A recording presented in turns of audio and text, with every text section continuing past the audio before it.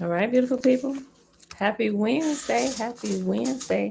It is December the 8th, 2021, day 322 of year 3 of reading through the books of the law and the prophets and of the 3-year consecutive day count. Day 990. Today we are reading Proverbs 13, 14, and 15. And we start our new book today. Jesus never existed. Right? And this is going to be a pretty short read. We'll be done with this in a few weeks. It's only like 125 pages. Tiffany, Sawubona, Yibo, Sawubona, Levon, hey girl, hey, blessings. All right, beautiful people. So let's go ahead and get started. Let's pull up the Shema chapter.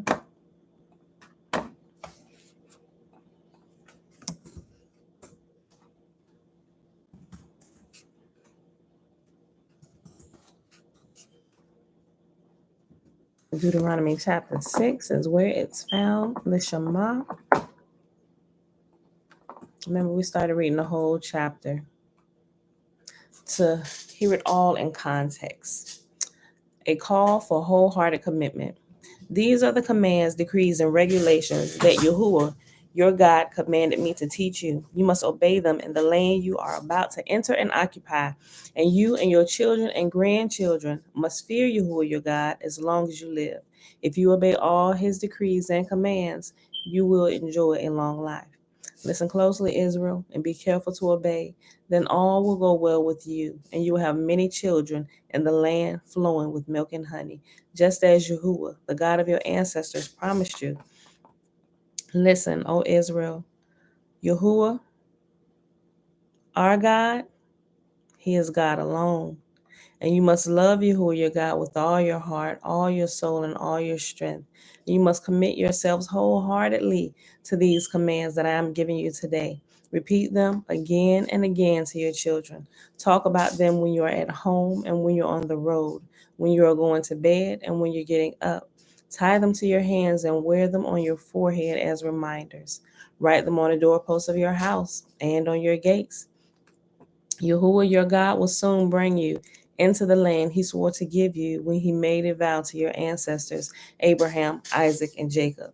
It is a land with large, prosperous cities that you did not build. The houses will be richly stocked with goods you did not produce.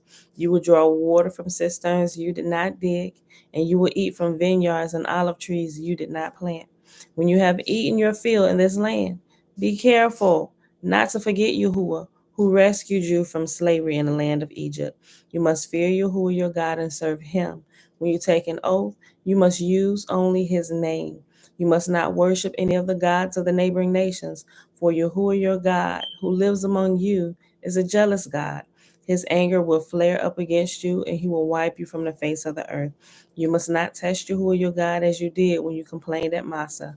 You must diligently obey the commands of Yahuwah your God, all the laws and decrees he has given you. Do what is right and good in Yahuwah's sight, so all will go well with you. Then you will enter and occupy the good land that Yahuwah swore to give to your ancestors. You will drive out all the enemies living in the land, just as Yahuwah said you would. In the future, your children will ask you, what is the meaning of these laws, decrees, and regulations that Yahuwah our God has commanded us to obey? Then you must tell them, we were Pharaoh's slaves in Egypt, but Yahuwah brought us out of Egypt with his strong hand. Yahuwah did miraculous signs and wonders before our eyes, dealing terrifying blows against Egypt and Pharaoh and all his people. He brought us out of Egypt so he could give us this land he had sworn to give to our ancestors. And Yahuwah our God commanded us to obey all these decrees, to fear him, so he can continue to bless us and preserve our lives as he has done to this day. For we will be counted as righteous when we obey all the commands Yahuwah our God has given us. Josiah, shalom. All right, y'all. Let's head on over to the book of Proverbs. Oh, my glasses. Proverbs chapter 13.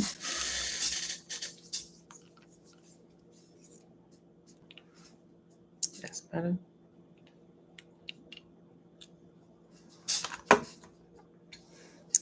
A wise child accepts a parent's discipline. A mocker refuses to a mocker refuses to listen to correction. Wise words will win you a good meal, but treacherous people have an appetite for violence. Those who control their tongue will have long life. Opening your mouth can ruin everything. Lazy people want much but get little, but those who work hard will prosper. The godly hate lies, the wicked cause shame and disgrace. Godliness guards the path of the blameless, but the evil are misled by sin. Some who are poor pretend to be rich, others who are rich pretend to be poor. The rich can pay a ransom for their lives, but the poor won't even get threatened. The life of the godly is full of light and joy, but the light of the wicked will be snuffed out. Pride leads to conflict. Those who take advice are wise. Wealth from get rich quick schemes quickly disappears. Wealth from hard work grows over time. Hope deferred makes the heart sick, but a dream fulfilled is a tree of life. People who despise advice are asking for trouble. Those who respect a command will succeed. The instruction of the wise is like a life giving fountain. Those who accept it avoid the snares of death. A person who listens is respected. A treacherous person is headed for destruction. Wise people think before they act. Fools don't, and even brag about their foolishness. An unreliable messenger stumbles into trouble, but a reliable messenger brings healing.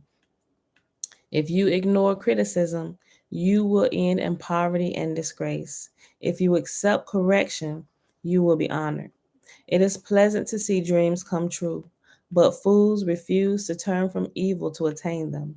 Walk with the wise and become wise. Associate with fools and get in trouble. Trouble chases sinners, while blessings reward the righteous. Good people leave an inheritance to their grandchildren, but the sinner's wealth passes to the godly. A poor person's farm may produce much food, but injustice sweeps it all away. Those who spare the rod of discipline hate their children. Those who love their children care enough to discipline them. The godly eat to their heart's content, but the belly of the wicked goes hungry. Next chapter, Proverbs chapter 14. A wise woman builds her home, but a foolish woman tears it down with her own hands. Those who follow the right path fear Yahuwah. Those who take the wrong path despise him. A fool's proud talk becomes a rod that beats him, but the words of the wise keep them safe. Without oxen, the stable stays clean, but you need a strong ox for a large harvest. An honest witness does not lie. A false witness breathes lies. A mocker seeks wisdom and never finds it, but knowledge comes easily to those with understanding. Stay away from fools. You won't find knowledge on their lips. The prudent understand where they are going, but fools deceive themselves.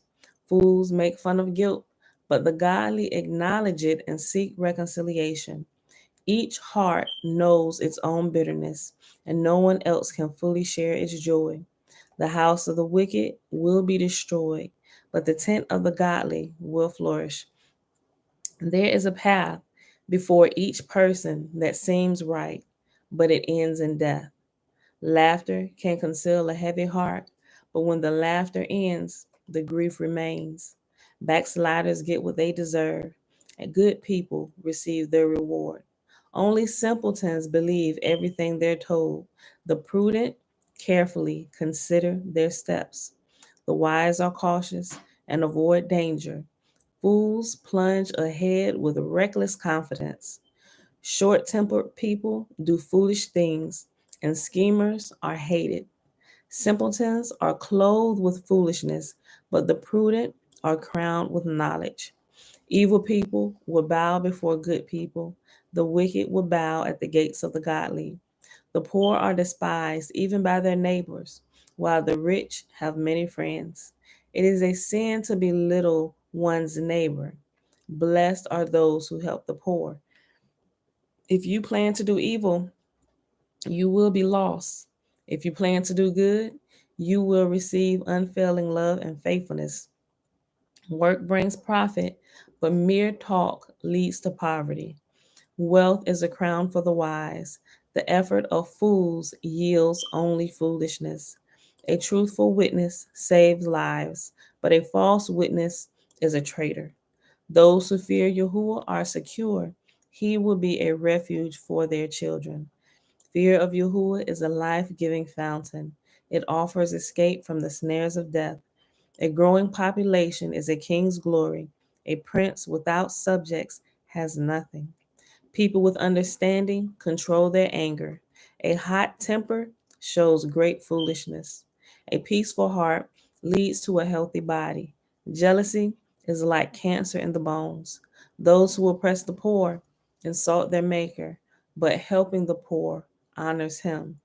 The wicked are crushed by disaster, but the godly have a refuge when they die. Wisdom is enshrined in an understanding heart. Wisdom is not found among fools. Godliness makes a nation great, but sin is a disgrace to any people. A king rejoices in wise servants, but is angry with those who disgrace him. Next chapter for the day, y'all. Proverbs chapter 15, and it's the last chapter for the day. Joy Shalom, grand rising.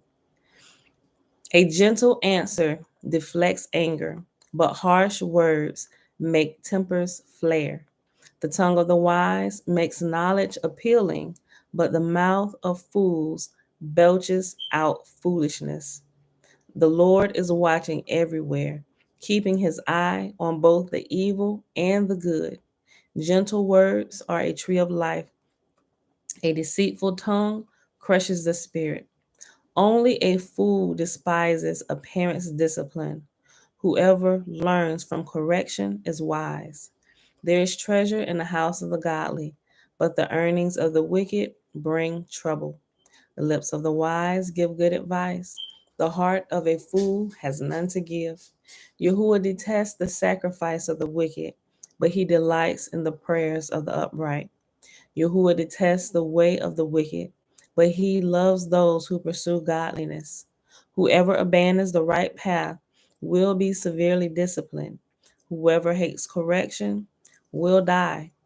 Eve and even death and destruction hold no secrets from Yahuwah. How much more does he know the human heart? Mockers hate to be corrected, so they stay away from the wise. A glad heart makes a happy face. A broken heart crushes the spirit. A wise person is hungry for knowledge, while the fool feeds on trash. For the despondent, every day brings trouble. For the happy heart, life is a continual feast. Better to have little with fear of Yahuwah than to have great treasure and inner turmoil. A bowl of vegetables with someone you love is better than steak with someone you hate. A hot-tempered person starts a fight. A cool-tempered person stops them. A lazy person's way is blocked with briars, but the path of the upright is an open highway. Sensible children bring joy to their father. Foolish children despise their mother. Foolishness brings joy to those with no sense. A sensible person stays on the right path. Plans go wrong for lack of advice. Many advisors bring success. Everyone enjoys a fitting reply. It is wonderful to say the right thing at the right time. The path of life leads upward for the wise. They leave the grave behind. Yahuwah tears down the house of the proud, but he protects the property of widows. Yahuwah detests evil plans, but he delights in pure words. Greed brings grief to the whole family, but those who hate bribes will live. The heart of the godly thinks carefully before speaking. The mouth of the wicked overflows with evil words. Yahuwah is far from the wicked, but he hears the prayers of the righteous. A cheerful look brings joy to the heart. Good news makes for good health. If you listen to constructive criticism, you will be at home among the wise. If you reject discipline, you only harm yourself. But if you listen to correction, you grow in understanding. Fear of Yahuwah teaches wisdom. Humility precedes honor. And that, my beautiful people, is our reading for today. That was Proverbs 13, 14, and 15. Ooh, stretch. Okay, y'all. Today we are starting our new book, Jesus Never Existed. And I think that's going to be our title for today, right? Look, let me tell y'all something. I told y'all, I keep track. Not that I'm keeping track, but I'm not keeping track. The only reason why I'm keeping track of like subscribers, like every day when I write down my notes, I keep count of the subscribers that I have for that day, right? And so I've noticed the pattern. And I noticed in any video that I talk about Jesus not being real or not existing, I tend to lose subscribers. And that tells me that either they really haven't been paying attention, or after a couple weeks of not even watching one of the videos, they just happen to come to that video today where they hear it again, which to me is no coincidence. I personally think Yahuwah is trying to get their attention. But when they hear it, it's like, oh, red flags go up, and then unsubscribe. She's speaking heresy. Don't come back to this channel, right? I look at it that way. I figure they're just not ready, right? So it's time for them to part ways. They may come back. Then again, they may not, right? But I notice a trend. Anytime I say something like that, and I know it, the subscribers drop from, let's see, it drops, it fluctuates, it goes up and down. Like, hold on. Monday, hold on. I say, yeah, Monday. There's another good one. Like every so often when I speak about it, like there's steady grow. But then when I specifically speak about this, somebody, and I realize it's somebody who's still full of Christianity, they click on it. Like I say, they haven't been paying attention, then they unsubscribe. Some of them leave me a nice nasty message or let me know I'm gonna be praying for you. You didn't turned away from the Savior. I'm like, you need to find somewhere else to go. But anyway, so to jump from 986 down to 982, and then after it begins to drop off, it'll go back up by 1 or 2, and then it'll drop back down. Then on yesterday, it dropped down to 980, and I didn't check it again this morning before I got back on. But yeah, we'll see how much it's then went up or went down. But I thought that was really, really interesting, So and that may not be true what formulating in my mind while the numbers are fluctuating up and down, but it's always on those days. And I began to notice that a couple months ago. Anytime I said something like that, the numbers would drop and then it start climbing back up. I'm like, well, hey, make room for those who want to hear the truth, right? Not that I care, but I just like to keep numbers, and I'm like this data type person, because it helps me to know what's going on. It helps me to understand some of the finer details. Joy said, I'm glad I learned very early in my transition not to throw the baby out with the bathwater. I kept listening even though I wasn't there yet at the time. Yeah. Sometimes it's just like, oh, like I had one lady, she come in from time to time. She's pretty new. She told me, she said, Pam, I almost unsubscribed from your channel. Because she came in on a part where it's like, oh, is this heresy? What's being said here? Hold on. Let me try and get a full story of what's going on here, right? So that's how some people come in like, oh, what? What she just said? What she say? I don't know about this. Let me listen just to make sure I ain't tripping. But then they get pulled in and they start listening. I'm like, well, wait a minute. That kind of makes sense. So I get it. I understand that I was there, right? On some things I'm still waking up to. I'm just like, wait a minute. Like, even y'all, we're going to get into it. I think the next book, I had chosen a next book almost. Like I got a couple that's kind of like, but now that I'm learning more about ancient Egypt and what was really going on, I think I might let y'all choose the next book. So the more I'm still kind of going through it and going through the scriptures and everything, I'm making sure I'm understanding these things correctly, so while praying and just going through it, I'm like, wait a minute, this would have been beneficial for us to know these things even before coming into Christianity. Matter of fact, if Christianity had taken the approach that ancient Egypt had taken while teaching their pupils or teaching their citizens, we wouldn't be in this mess. We would not be reading this today, right? See, because ancient Egypt, there's a lot of stories in ancient Egypt, but from the time they began teaching you, they let you know that these stories are myths, right? And ancient Egypt or Kemet, they teach you that they use characters and they create different gods and stuff to help you understand the principles of Yahuwah and the different attributes of Yahuwah. So where we have been taught, and granted, down the line, when leadership and stuff began to change, when ancient Egypt began to be infiltrated, there were some things that began to change and people began to do, i.e., worshiping things that they shouldn't be worshiping, right?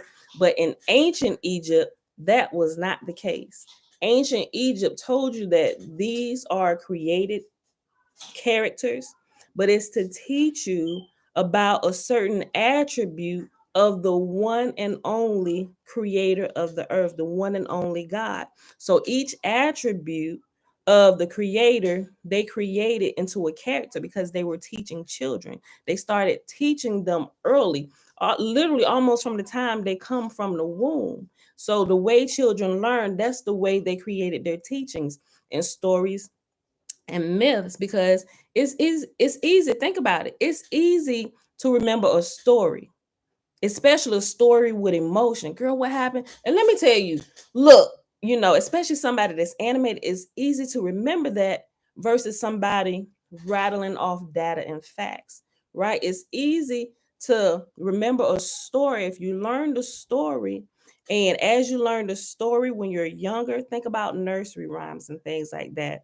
They teach you nursery rhymes or the alphabet song to teach you something or to get data into you in a way that's conducive, first of all, to how you created and how you think. And we remember in terms of stories because we can remember all the details. If we see the story played out in movie form, or somebody is a really good storyteller and they add emotion to it, you're able to remember all the parts of the story. And once they taught the children the story, as they got older, they began to teach them the lessons behind the story, behind the characters, to where that original ancient teaching, where they literally worship the creator, at some point in time down the line, it got chopped and screwed to where no, they're worshiping gods. And the characters that the ancient people knew were characters, even the children knew were characters, somehow they became real gods and stuff. Y'all, when I say it's been blowing my mind, it's been freaking blowing my mind, right? So I look, I didn't order, I got like 10 books on ancient Egypt, and I just been kind of going through. I wish I could read them all at the same time, because I like to take in a lot of information, especially when something is getting so good. It's like you can't get enough of it. I want it all like right now, but I know I have to have time to assimilate and process things, so my whole outlook on everything now, it's just kind of expanding or growing.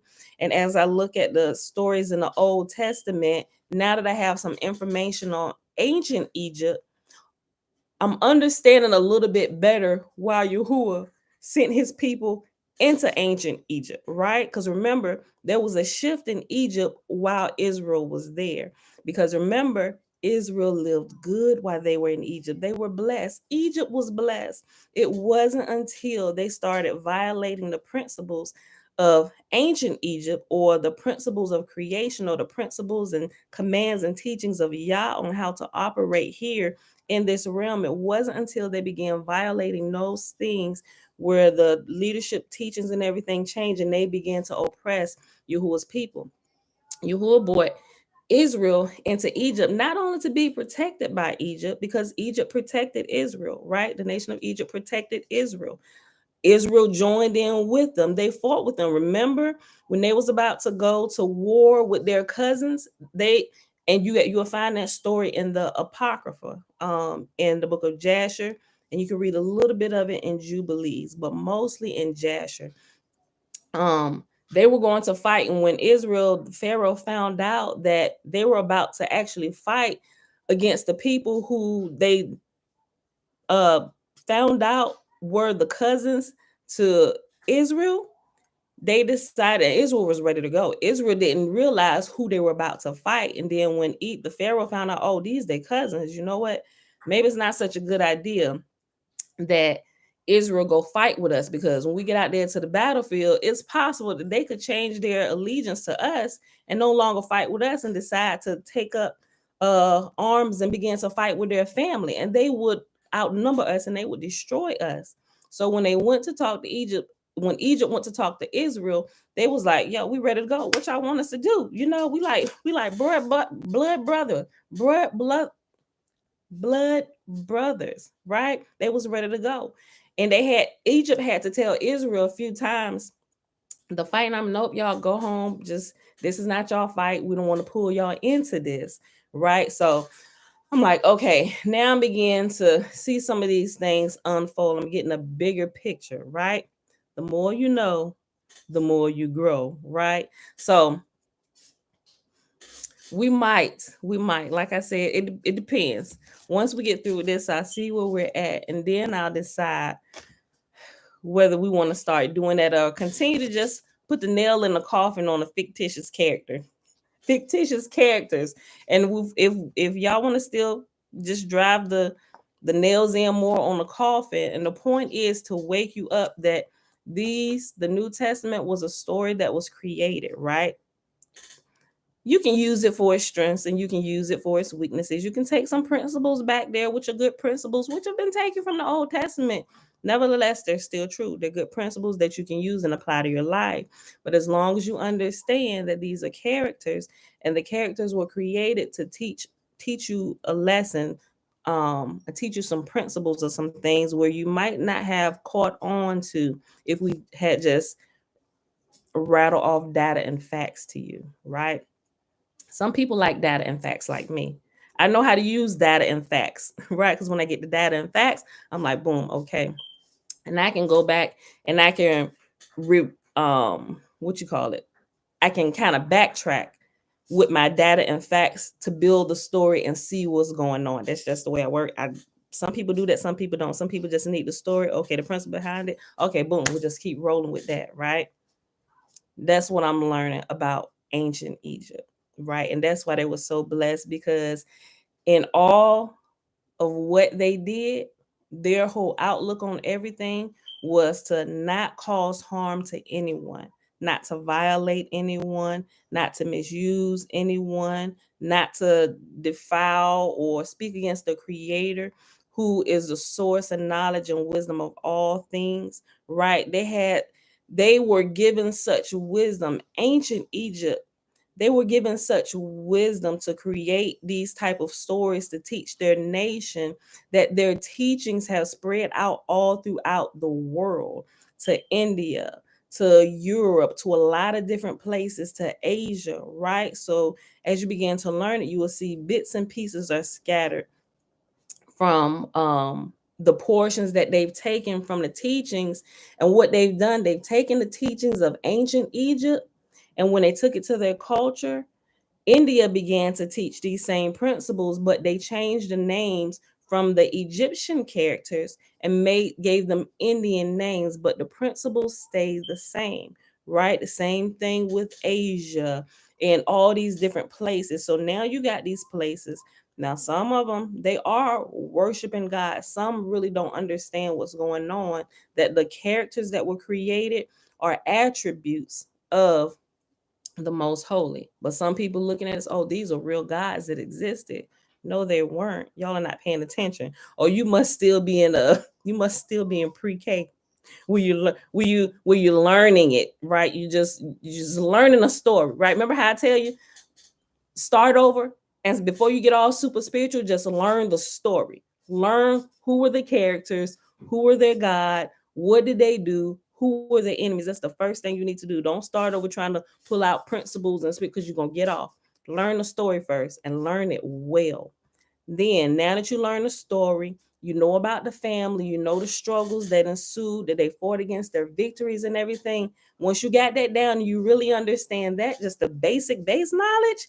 Now let's move and let's show you the principles behind all these different things, this situation, and what it does. Once you begin to develop that way, you begin to take that information, them stories, those characters, the attributes of the most holy, and now we take it and turn it inward, because the stories are all about you. It's all about us, the good and the evil that fights, that we struggle with within us. Satan and Jesus, the good and bad that we find within ourselves, right? It's the same thing. Y'all, when I tell you, it's blowing my mind, it's freaking blowing my mind. I'm like, you know what? I feel like I'm back in kindergarten, but I'm learning so much, right? So, but I'll let y'all choose if y'all want to keep going on. Because everybody here, at least the day one, so the ones that's been here for a minute, like, we get it, we know. And when you get to a certain point, it's like we need more, or we're gonna grow stagnant, and then we're gonna start having some rebels and some ruffians in the class, because you're not doing anything to help them continue to grow or to develop their knowledge, their learning. Give us something we can practice, use our hands to do stuff. If we don't continue to grow, it's just going to get bad here, right? So I don't want to stay on a certain subject for too long. I want to make sure we get it, we understand it, and let's move to the next step. People going to come, people going to go, right? Some people may already be at a level that we're not quite at yet, and they may join us when we get there. Oh, y'all ready now? I'm going to sit in on this part. All right, got what I need. I'm out, right? So after we read this right here, Jesus never existed, we're going to look at a couple of things. And I think I'm gonna let y'all choose. Y'all let me know if y'all want to keep going, because like I said, I got some more lined up. I haven't chosen them yet, but I got them lined up, including the third installation of Caesar's Messiah that further drives the nail into the coffin, that the New Testament is created stories and characters. Some stuff is true, right? But the majority of it is fictional. It's fictitious, rather. So I just want to throw that out there. Y'all think about that for a little bit and let me know. Or if you're ready to, let's graduate to first grade. Or no, not first grade. We're going to kindergarten, right? Because we're leaving pre-K. Pre-K is just like we learning the stories, right? It's time to move. It's time to grow, right? We can go up another level. But y'all let me know what y'all want to do. Just think about it. Let that marinate deep down in your shana. Now think about it, right? Okay. Who is one? May the great spirit of heaven and earth guide you and teach you to teach us all. Yes and amen. Hallelujah. Okay, y'all. Jesus Never Existed is by Kenneth Humphreys, an introduction to the ultimate heresy. We've already been introduced to this, but I thought it was a good read. So let's get started. Let me put a picture on the front page. Jesus never existed. He looked like he know he didn't exist. Like, how many times we got to go through this? Okay. Excuse me, there seems to have been some sort of mistake. Life of Brian. That was a quote. Okay. Part 1. An introduction to the ultimate heresy. 1. The Jesus of history, memory, or myth. Is the story of Jesus remembered history or a religious fable? When many other arguments for a historical Jesus fall over, you will often hear the argument, well, mainstream historians say there was a Jesus, so that must settle it. There must have been a Jesus. It's also the case that many atheists though convinced that there is no God, will also say, well, I think there was a Jesus. I hope to convince you that mainstream historians and atheists, possibly influenced by them, are actually wrong. Let's first of all clarify just who it is we're talking about. We're not speaking of any old character of first century Galilee who had the name Jesus. There were lots of those, literally thousands, because Yeshua or Yehoshua was one of the most common Jewish names of the time. No, we're speaking of a character who was supposedly the source and inspiration for the fantastical tales that fill the pages of the New Testament. Yes, I'm allowing for the fact that embellishment and exaggeration could have been applied to an original, simple, and genuine tale, that the man behind the legend may have been a rather ordinary character. But of course, he could not have been too ordinary, or he would not have stood out from the thousands of others who shared his name. Let me introduce you to one such figure, one favorite by mainstream historians such as Bart Ehrman and others. For such historicists, the real Jesus was a prophet in the style of earlier Jewish prophets who had a following for his particular brand of end time doom and gloom because he was unexpectedly executed. His despairing followers reinvented him as a risen Messiah or Christ. All else in the New Testament is embellishment and invention. So here we have a rationalized, acceptable Jesus who doesn't suspend the laws of the universe, but he's only one of hundreds of rationalized Jesuses. You may have a favorite of your own, a radical rabbi, a Jewish nationalist, a healer, a teacher, you name it. They are all equally valid and all equally speculative, floating free of any factual foundation. Why do I say these various alternative Jesuses are speculations? Because not one of them is based on hard, verifiable evidence from non biblical sources. Any one of them is possibly true, but is any of them even probably true? Each is derived from a selective reading of gospel stories. Each is built up from certain passages, discounting all the rest as pious fabrication. That's why the so called mainstream historians cut the ground from beneath each other's feet. What appears as pious fabrication to one is the residual element of a genuine historical episode to another. Yet not one part of the story is immune from being pious fiction to some and having the ring of truth to others. But there is an alternative to this free for all. Join the dots and make your own Jesus approach. And that is to recognize that these speculations are no better than seeing the signs of the zodiac in the night sky.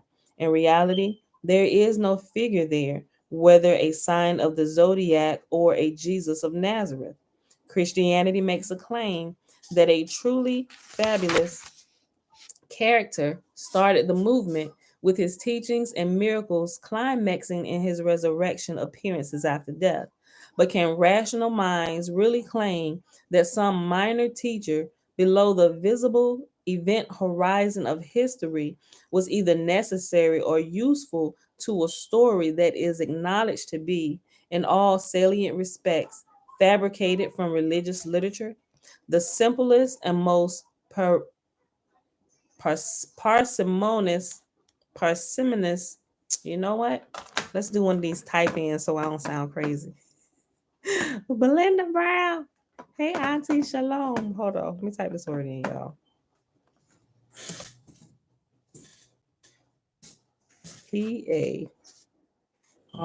Paris. Oh, no. Spelled it wrong. PRS. Parsimonious. I think it's parsimonious. Parsimonious. Okay. The simplest form and most parsimonious explanation is that no human Jesus ever existed. Okay. Parsimonious means unwilling to spend money or use resources, stingy or frugal. Okay, the simplest and most frugal explanation is that no human Jesus ever existed. Okay.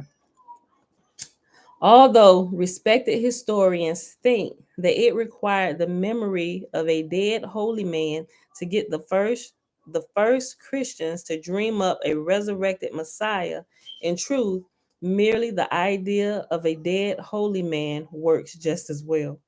And we can be absolutely certain it was just the idea of a dead holy man, because the only one thing we can say about the Gospels is that they were not written by simple, illiterate, Aramaic speaking fishermen and peasants who knew Jesus. They were written decades later by literate, educated men who wrote in Greek and were, incidentally, rather hazy about the Jewish landscape. We're not dealing with eyewitnesses. The gospel writers either had to be told the story or had to read their inspiration elsewhere. And what could they have read in the holy books of the Jews, translated into Greek centuries later? They would have read of healing and resurrection miracles, tales of food multiplication, of divine judgment, of wise prophets and special communication with God who wander about making pleasing and sometimes enigmatic wisdom statements. They would have read of a suffering servant who takes on the sins of the world, of babies born by divine intervention. In other words, they would have read all the core elements needed to write an inspiring story of a Jewish Savior, God man, a Jesus Christ. All good stuff, of course, for a religious fable, but it isn't history and it isn't true. Chapter 2, Heresy, the man who never was. There is a big difference between a history embroidered with propaganda, such as we find, for example, in Julius Caesar's Gallic Wars, and a fantasy placed into historical setting. Such an example of that would be Conan Doyle's Sherlock Holmes. The Jesus tale is very much in the latter category. It is a fictional drama in which a stereotypic hero has been intruded into a more or less realistic historical landscape. Let me read that again. It is a fictional drama in which a stereotypic hero has been intruded into a more or less realistic historical landscape. As we would expect from a fictional creation, there exists not a single contemporary reference to such a character, not a single genuine artifact, nothing to substantiate that he ever walked the earth. The traditional authorized version of Christian origins is a Big Bang theory. It suggests that one day the only begotten Son of God materialized in a virgin's womb. He grew to manhood, assembled his disciples, imparted his wisdom, died, and rose again. From this, a religion was born. How far should the rational thinker buy into this story? The idea of Jesus convinces many that someone must lie beneath the encrusted legends. Many, of course, reduce the Christian superstar to a dimly perceived good man who perhaps said some wise words, fell afoul of Roman and Jewish authorities, and managed to get himself crucified. The Big Bang Theory now boils down to a little more than one, Christianity exists, two, it must have begun somewhere, three, it began with a single character, four, here's my version of who he really was. And favorites include an itinerant philosopher or a religious reformer, a pacifist like Gandhi, or a militant like Guevara. I may have messed that name up. I'm sorry.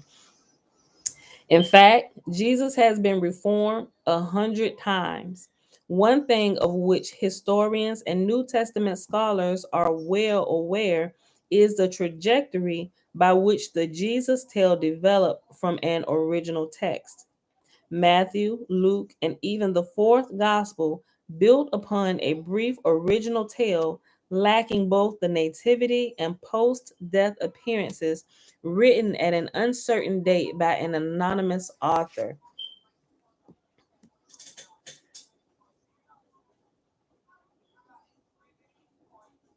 That's a good question, Nichelle. Who is Yahusha, and is it possible that faith and belief could have brought him to life? Let me answer that question this way. Clearly, we know Yahusha is a character that was made up, right? Because there is Yah, and everything comes out of Yah, right? So the character was created. When people, let me see if I can explain this a better way. Okay, so you know how it's all about perception. You know how if anybody have ever been in their house by themselves, right? And know you're in your house by yourself, right? It's kind of funny, but I think it'll get the point across. And you could not even be in your house. You could be anywhere else. It's about perception. But if you perceive you're in trouble, your body begins to do things. Adrenaline is increased because you perceive, even though you might not actually be in any kind of trouble, if you perceive that you are, your body begins to act that way, right? Your thoughts literally control your body and how it operates, what it does, and what it puts out, right? We're not bodies, we are spirits who uses bodies to transverse this realm, right? So in order to, I ain't gonna say legally be here. I'll say in order to legally be in this realm, you have to have a body. And I think I'm kind of changing my stance on that now that I'm understanding a little bit more. But you get what I'm saying. To operate here amongst the other people, right? At least those who don't understand deeper truths and how matter and volume and mass and all that quite works and don't know how to manipulate it yet. In order to operate it by default, our spirits control these bodies. Yes, Dana, fight or flight is how we're designed, right? What your spirit thinks, your spirit thinks, it sends thoughts to the brain, right? A part of this avatar, this body, and the body automatically begins to respond. So if fear is triggered, the body's already designed to do certain things, and it can be controlled by you simply replacing that thought, I'm not in trouble. Breathe, calm down, and it stops the flow of adrenaline and everything going through your body, right? It's about your perception. It's how we are designed. So if you think you're in trouble or you perceive you're in trouble, you're going to do things like a person in trouble would. It's fight or flight. Either you're going to stand there, hey, what? You're going to fight whoever there, or you're going to take off running. That adrenaline going to kick in and you're going to take off to save your life, right? But in all actuality, it could have just been the wind blowing, rustling some leaves a little loudly. And because you weren't aware of your surroundings or what was really in your atmosphere, you got triggered in a certain way and you perceived it wrong, right? And it's possible, if your perception is really strong, you could kill yourself in the process, right? Think about Black people. I ain't gonna say Black, but y'all get it. Black people, and it's been like a running joke, right? Black people see somebody taking off running, looking crazy, everybody taking off running. I ain't gonna say it's just Black people, but I know my people do it a lot. We're gonna take off running. We ain't asking no questions. I see you running, your face look crazy. Trouble must be coming. I'm running too, right? It's about perception. So yes, faith could have brought him to life in your life, when in all actuality, it wasn't him, it was the creator.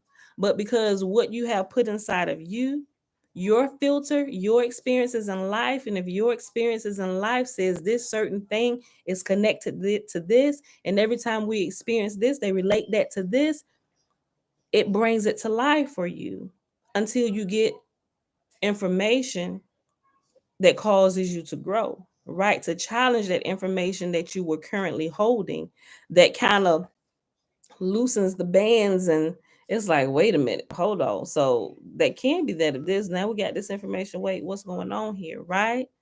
Now you have to grow. You have to choose to grow. You have to choose to expand, right? Because the more information you have, now you have to adjust what it is you believe. You can adjust or you can choose not to adjust. And you can continue calling this bottle of water a bottle of soda, right? Yeah, it does say that in Deuteronomy chapter 28, Gil. The sound of rustling leaves gonna send you running. It's found in Deuteronomy 28. Yes. So yeah, it's about perception, and belief can bring anything to life, right? Good or bad. It's a unseen principle, but seen when you operate on its principles, right? And there's a lot of principles behind things, and if you apply them to your life, you can use it for good or evil, for the betterment or the destruction of your life, right? Those principles are neither good nor bad. They're simply tools to help us to grow while we're here in this let's say what we want to call Earth. I would say here Earth, this universe is like a simulation, kind of like the Matrix, right? Okay, is it true that Yahusha means Yahuwah saves? Yes, like the definition of his name. It's not a separate person, it's the definition, but they've made the definition into a person, or they made the definition a character. Just like I was talking about earlier, in the ancient Egyptian teachings, every aspect of the creator they turn into a character to help the children learn better, right? So wisdom, I believe, was called Jehudi, right? But people now worship Jehudi as a god, like the god of wisdom, or I think in the Hindu faith, Jehudi is called, or the god of wisdom, or the attribute of Yah, which is wisdom. I forget the name. It's a bunch of them I've been kind of going through. But they take the attributes. Here's what's happened. They've taken the attributes of the creator, just like we are. Every one of us, we are an attribute or something that comes out of our creator, and we have a name, right? But instead of people seeing it how it should be seen, how it was designed to help us to grow, to be able to learn who our creator is, and learn there. But if we learn who our creator is, we will understand everything around us. So it's like, how can I say this? If you go all the way back to Genesis, right? Remember how everything was created first before he created man and woman, and then he put them in a garden to tend it? It was like he wanted to, I'm trying to make sure I put this in words where I don't confuse you. He created his children, but he want his children, like, it's like a learning center. Earth is like a learning center for Yahuwah's children, right? It's like a nursery. You know how you go to nursery and you got these little teaching toys and all these things to help you develop. This is literally, you can look at Earth like that, right? It's like a learning center for Yahuwah's children, right? So everything about himself, he has taken out and given it a physical form. And he created all of that before he put us here. And now, as we learn and grow and we learn about creation and trees and even begin to learn about our bodies, we will see that our bodies is a smaller, literally microcosm of the earth around us. Everything that's outside that we can see, we will ultimately find on the inside of us in every area. You can even see animals in creation within our own bodies, right? Depending on what aspect of our body you're looking at, whether internally or outwardly, everything within inside of us, we can see somewhere in nature. And when we begin to understand that and see that, we begin to understand who our creator really is, and that we are a part of the creator Hence, we can also do the things that the Creator can do. He gave us the ability to do that, to bear children. We also can create children and reproduce. We were made in the image of our Creator. We literally are just like Him. He put us in a place to do what He has done for us, right? He built the home for us, live in, explore. We build families, have children, build a home, provide, build it. It's the same repeating cycle to teach us about our Creator, right? Guys, this can be expanded on so many levels. And I began to listen, look, my mind began to explode and look at all these things. And when I began to learn about how ancient Egypt taught their people about who God, who Yah really is, right? And they got that wisdom from him, from Yah himself. It's really amazing, right? So but yeah, I would say that it's a definition, but it's not a person. Even in the book, even in Proverbs, in Proverbs chapter 8 is a really good chapter. It's that same principle we can see throughout the scripture, where different words like wisdom is personified like a woman, right? It refers to wisdom as a she, but it's an attribute of the Creator himself. But to help us to understand it, Proverbs is telling us about a story about this wonderful, beautiful woman named Wisdom, right? She does everything right, everything about her. The words that come off her lips is sweet as honey. She'll turn even the simplest person into a wise sage, right? But we know wisdom is not really a woman, right? We know it's an attribute. It's something that's imparted into you from the Creator himself to help you understand and interact with the world around you, and have the ability to take raw data, which is knowledge, information, and turn it into working wisdom for your life. Wisdom is the ability to apply knowledge and data. It's the ability to take raw facts or knowledge, and then to assimilate, to understand it in all you're getting, get understanding. Now you understand this information, this data, and not only do you understand it, now you know how to apply it. That's wisdom. That's when wisdom comes in. Wisdom is the ability to apply what you've learned at the right time, and also the ability to know when not to apply it, right?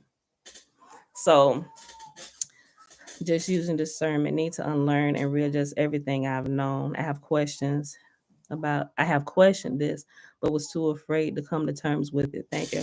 No problem. You're welcome. Look, we all learning. We here learning together. If I know something, or I think I know something, I'm gonna share it with y'all. If it's off, y'all think it's off, y'all let a sister know. We all learning together. Some things I realized that I gotten off, but when I realized, wait a minute, oh, I don't think that was right, y'all. Let's backtrack. Let's go back and look at this again, right? So, but that's something that I've learned, that I have to be transparent, and I have to be willing to accept that sometimes I may not always be right, because I could be wrong. And by understanding and knowing that, I have to be able to be like, you know what, I gotta go fix this. Let's correct this. And especially if it's something I said to a bunch of people, we gotta fix that post haste, right? Because we don't want a bunch of people going into the wrong direction. Yeah. So, but yeah, y'all.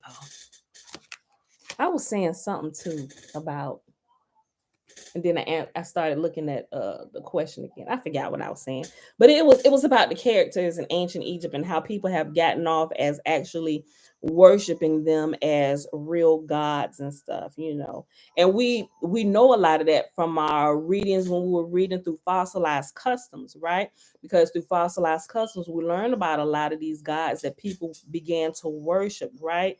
So we got that aspect of it. We know how it's going awry with that, right? Worshiping the sun god Ra and all that stuff, right? But there was a deeper teaching that was taught in ancient Kemet, right? Or ancient Egypt.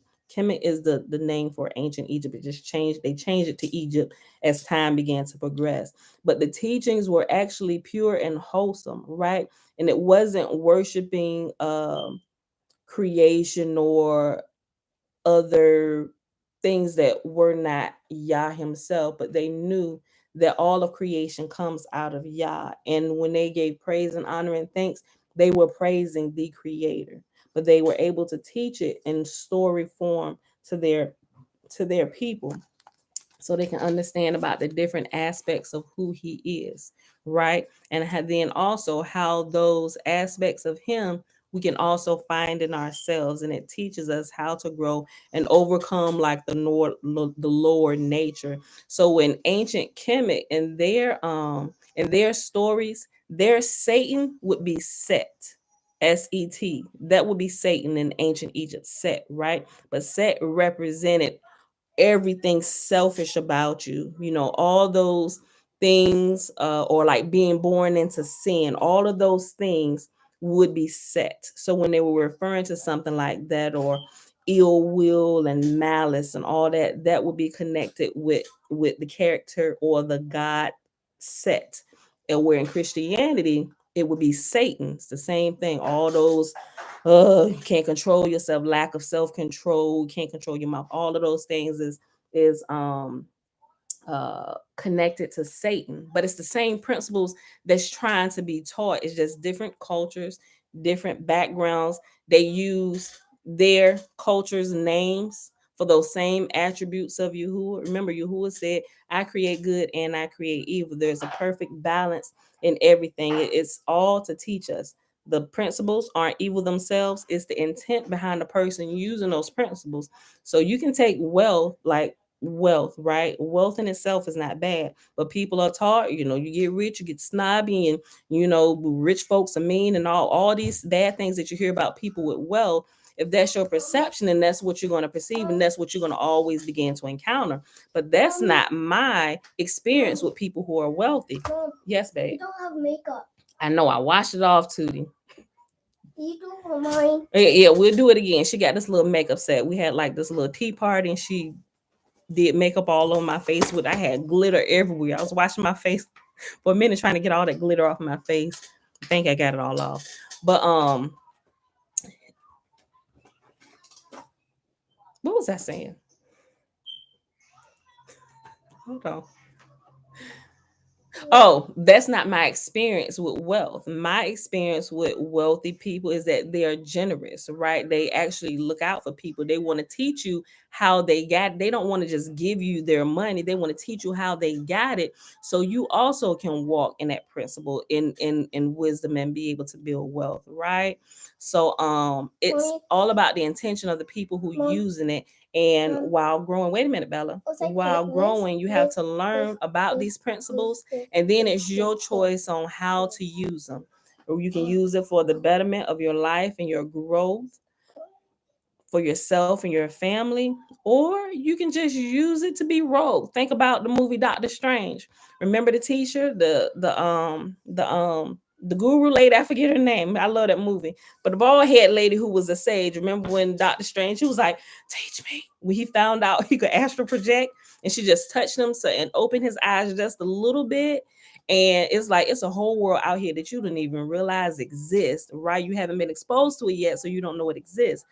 In that movie, remember how when he was going through the training school and they was there into the library and everything, and found out there was a set of students. Matter of fact, the movie starts with these set of rogue students who decided that as they learned a little bit of the principles, they were going to go out there in the world and begin to use it and build a kingdom so much for themselves, right? They wanted to take this little bit of power that they had learned about and go on out here and do stuff, right? So they were stealing pages from magic books and everything. But we can also see the same principle if you're familiar with the book of Enoch, right? Remember what happened in the book of Enoch with the angels who came? Remember the whole conversation that was going on? You should have been when Yahuwah was responding to them, they were sending Enoch to y'all with messages, and he said, and I'm gonna sum it up. He said, you got a little bit of information, but you only got enough to get yourself in trouble, right? You should have stayed for the whole class so you could learn how to use these principles that I was teaching you, right? But they learn a little bit of magic, or they begin to understand a few little principles on how this world operates and unseen principles. And we about to get out here. We got this. We're gonna do this. Get out here and get yourself in trouble. Right now, you got a whole gang of vagabonds, rogues that's out here turning the world upside down, trying to join forces with Dormammu and just getting things all screwed up. And the students who actually stay in class, right, and learn about these principles and learn how to control themselves and control the urges to take these things and benefit for themselves. When you learn the proper balance between good and evil, you can now even begin to correct the things that the rogue students have been out here doing, right? Turning the world upside down. You now understand how to take these things and bring them back into balance, right? What are your thoughts on the sister wife aspect, some practice? I think we talked about this a little bit the other day. I don't agree with it. There's only so far you can go when you, and I put it this way. I ain't saying you can't do it. You can do whatever the heck you want to do. I personally, for the serious student, right? The serious student, the person who understands Mommy, that Mom, the purpose of life, yes, it's definitely rain. it's definitely raining. For those who understand that the purpose of life, the purpose of coming here, being born into this earth, is to learn about who is and who he created us to be. Thereby we can then begin to take our place as gods. That's a whole nother conversation, right? If our father is a god, what would he create his children to be? Would he make his children less than him? No. But you can't just hand the keys of a car over to a 5-year-old, right? And I feel like I just got out of driver's ed. And daddy let me take the keys every now and again. I can't up and go when I want to, but it's like, listen, okay, go ahead, you can go by yourself, go down there to the store, come back, right? That's what it feels like to me. I'm like, holy crap, like this really works. Like some of the stuff we see in movies, like this is like real stuff.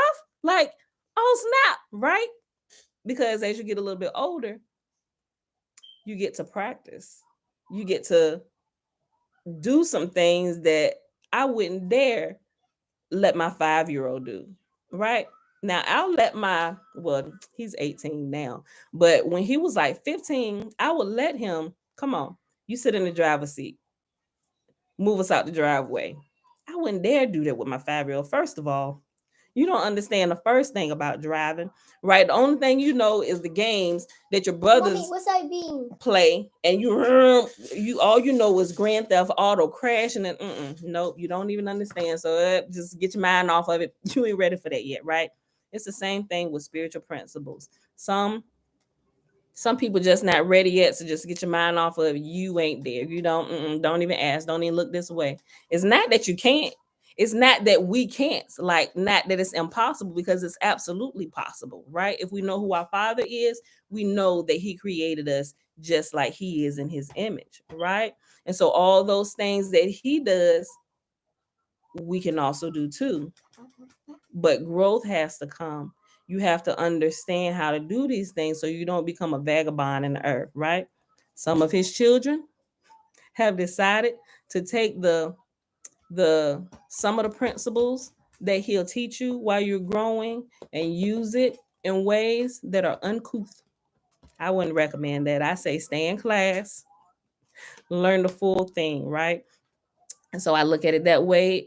That's also going back to your question, the aspects of the sister wife, having multiple wives. That's something Israel was doing when Yahuwah was telling them, don't do that. Matter of fact, look, what I told y'all before, when I post, if y'all go to the community section on YouTube, that picture of me and my husband kissing, you can read that. I'm not sure if y'all read that, but they just gave like just a little blurb. Ancient Egypt didn't practice that because they knew in order to reach your full identity, to understand who you really are and how we connect to the Father, you can't be connecting to multiple women. You can't have multiple wives. I mean, you can. It's not recommended. If you do, there's only so far you can grow, right? Why cut your own self off? That's how I look at it. Why cut your own self off, right? And you create more problems.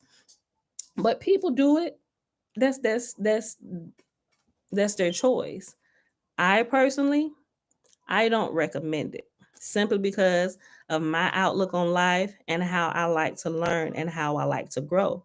I don't want stumbling blocks in my way. I don't want unnecessary stumbling blocks in my way that's going to impede my growth, right? And that's a stumbling block you choose to put in your own way. Having multiple wives. Yeah, it might be good in some forms and fashion for those who call it nation building. How much nation you did? What you done built? Let me see how long you been married to your multiple. What you done built? You got a good business going on? Okay, well, who is you teaching? Give me insight into your house. How's y'all children acting? Is they crazy? Then what is your building? What's really like? Seriously, there are things you can look at and really see. Some of these guys are struggling with multiple wives, right? They thought it was cool. They didn't got some bad information from some bad teachers who was doing it too, and they can't even control their own household. Like, come on, my G, no, right? If we step back and not arguing the point like, oh, it's a sin. No, you literally, Mommy, who allows us to do Mom, whatever the heck we Mom, want to do here. Yes. try job here. What? Try draw. I see you kind of drew a little bit up there, right? But it's our choice. He has given us free will, so that's my take on a sister wife aspect. I personally don't recommend it if you're on a path in spiritual growth or enlightenment, as some people call it. I don't recommend it, right? And I don't recommend it simply because as you begin to grow, you know how you may have not seen, but I'm going to post a couple pictures so you can see what I'm talking about. So if you ever looked at hieroglyphs from ancient Egypt, matter of fact, David, you can see some of the stuff with the obelisk and everything now. The original teaching of that, right? Because remember how Yahuwah teaches us about relationship through the Bible with Israel, and Israel committing adultery, i.e. worshiping other gods and stuff. If you look at hieroglyphs or ancient Egypt hieroglyphs, you will see some that would seem sexual in nature, right? You will have the men like laying on their back, holding their penis up or whatever, and a woman over them. First glance, not understanding what they were teaching you, you would think this is like a sexual thing. It's probably like ancient Egyptian porn, right? But it really wasn't. If you notice the person who was laying there and what type of headdress or head wrap they had on, and also the different, and I mentioned it the other day, that if you look at the pictures, there are different symbols over different heads, and some of them are holding ankhs. What they wore represented their level of spiritual growth that they were at. So with women, if you saw bows over their head, if you saw bows over their head, 9 times out of 10, they also had an ankh on, or they held an ankh in their hand. That bow represented purification, and it represented that woman lives a sanctified life. She practices keeping herself clean. I'm like, oh, snap. And so when you begin to learn about different things, it's a lot easier to read the hieroglyphs, right? So different symbols represent different things. Ones with the sun over the head, what they call them, some of people, if you listen to somebody teaching now, they say, oh, they're worshipers of the sun god, Ra. No, that's a symbol of enlightenment, that they were one with Yah, right? I'm like, yo, this is crazy. It's so good, and it brings so much. It gives you so much depth and understanding, actually knowing the symbols that they use and how they use it. So when you saw the penis pictures or the man, you would see the head wrap that they had on, and so you could tell what type of person it was. And as that represented them connecting to divinity, and the person, maybe the woman that was over them or whatever, whether it was a set represented the because it's a set and a sar. A set was a female attribute, a sar was the male attribute. I forget, but it's an attribute. But that represented them connecting to Yah in that area. Like they were connecting to Yah, or Yah was feeling the more of that particular attribute, whether it be wisdom or purity or what have you, right?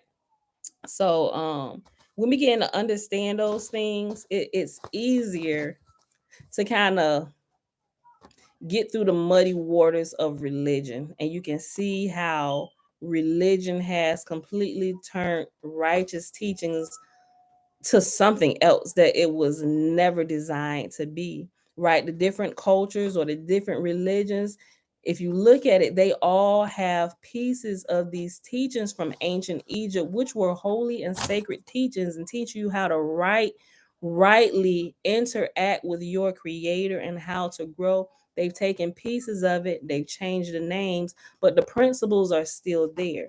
Even though they're teaching it wrong, the principles are still there. And if you can, that's why I say it's good to go back to the original teachings and what it represented.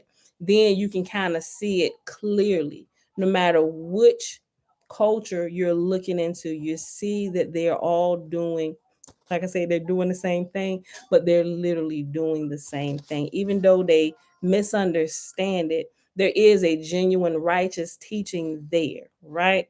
So I said all that trying to answer the sister wife question. I don't recommend it. It impedes your growth, right? And you should be connected to your creator alone, right? You should worship your creator alone and not just want his stuff, right? You shouldn't want the creator's stuff. You should want the creator himself, right? Because if it's you and the creator, everything that's his belongs to you anyway. Just like a good husband give his wife anything, right? She ain't got to worship diamond ring and the good clothes and stuff. That's gonna come to you by default, baby, right? You mine. All that belongs to me is yours. So don't worship the stuff. Worship me. Come love me. Us, right? That stuff comes to you by default, but people get it twisted and they begin to worship the stuff or the different things instead of the creator himself, not realizing that everything comes out of him anyway, and all of that you're gonna get anyway, right? So guys, we are over our time. Not even finish this little chapter. Hold on. Look, I made. What we'll do? Look, I made. Yes, I see, Tootie. A person. You made a person with makeup in my book. Y'all should see it. Y'all gonna see her face when we do this. We're gonna go ahead and close this out. But what we'll do, since we only got to the second page of this, we'll restart this little second portion tomorrow for the reading. But I have to get out of here, right? I didn't realize I'll be answering a few questions today. But I hope y'all enjoyed the reading for today. Baby girl, where's my little thing? We'll pause right here. I'm gonna just start this over because we had got to the little second page of this. All right, y'all. Go brush your hands off, girl. Oh, It's not working. It's not working. You're going to have to wash them. Okay. But I hope that didn't sound like rambling to y'all. I hope that actually helped you in a way or two, possibly. You might need to go listen to it again. All right, y'all. But with that being said, y'all, it is Wednesday, December the 8th, 2021, day 322 of year 3 of reading through the books of the Law and the Prophets, and of the 3-year consecutive day count, day 990. We read Proverbs 13, 14, and 15, and we started the book Jesus Never Existed, and we read pages 1 through page 17. It didn't seem like that many, but it actually, no, I'm sorry. It started on page 11. The other one's like blank pages and pictures and quotes and stuff, so it wasn't that many pages, so I put 11. I just put 1 through 17 in my notes. All right, y'all. Talane, hey girl, hey. Okay, y'all, so let's pull up the blessing. My screen, okay.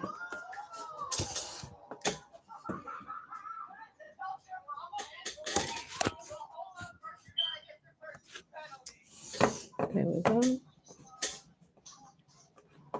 Okay. All right, y'all. The blessing is found. Come on, Pootie. Pause that. The blessing is found in Numbers chapter 6, verses 22 through 27. Girl, come on up here. They about to see your face. Y'all look at her face.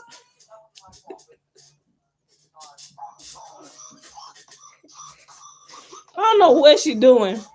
Is she playing with this little, look, her dad bought her this little makeup kit, not realizing it was real makeup in it.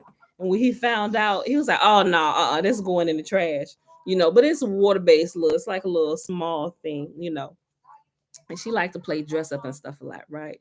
And so I was like, well, she can learn how to blend it in. I don't really wear makeup a lot, when I do, it's really light, right? It ain't to change my identity. It's simply just the accent. right? And you can barely ever tell that I have it on, right? Because I literally, even when me and my husband go out, I never really wear it ever, like seriously. But yeah, she done put all these different colors on her face and blending it all in. She trying to anyway. Well, So you just want some more. no, not right now, Tootie. Girl, let's do this blessing. Let All me right, put y'all. lip gloss on first. I don't need any. I got Carmex on my lips. Why is she doing this? So I forgot to ask you, Joy. You can, while we do the blessing, you can answer the question. You asked me about the sister wife aspect. Is that something you were considering? I mean, not that it's any of my business. I'm curious. Call it nosy, but I'm curious. That's just my take. All right. So let's do the blessing. If you respond, you can go ahead and do it. All right, you done, girl?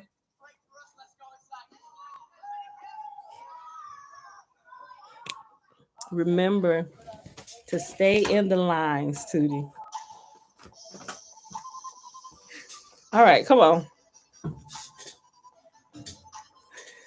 And Yahuwah spake unto Moses, saying, Speak unto Aaron and unto his sons, saying, On this wise ye shall bless the children of Israel, saying unto them, Yahuwah will kneel before us, presenting gifts. Hold on, let's pause this.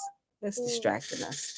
Yahuwah will kneel before us, presenting gifts, and will guard us with a hedge of protection. Yahuwah will illuminate the wholeness of his being towards us, bringing order, and he will provide us with love, sustenance, and friendship. Yahuwah will lift up his wholeness of being towards us, bringing order, and he will provide us. Hold on, I'm sorry. Hold on. I started reading it again. Hold on. Yahuwah will lift up the wholeness of his being and look upon us, and he will set in place all we need to be whole and complete. And they shall put my name upon the children of Israel, and I will bless them. All right. Yep. Oh, you pointed to the right place. Yeah. When you hit that, it jumped. My eyes went up to the line, back to the previous line. All right, beautiful people. That's it. Okay. All right, Joy. This ends the I video. see you didn't answer it yet. Okay, beautiful people, but you can still respond later. All right. Love y'all. See y'all tomorrow, bright and early, 7:15 a.m. Eastern Standard Time. Bruce. She done killed Facebook before I even said peace. All right, girl, go ahead and end this right here. All right, y'all. Love y'all. Bye. Bye. Oh, you can actually just move this. Go ahead. No. No, because you're not gonna be able to see. Make that bigger. Oh, okay. There you go. Okay, you moved it. Bye, y'all. Bye. Peace.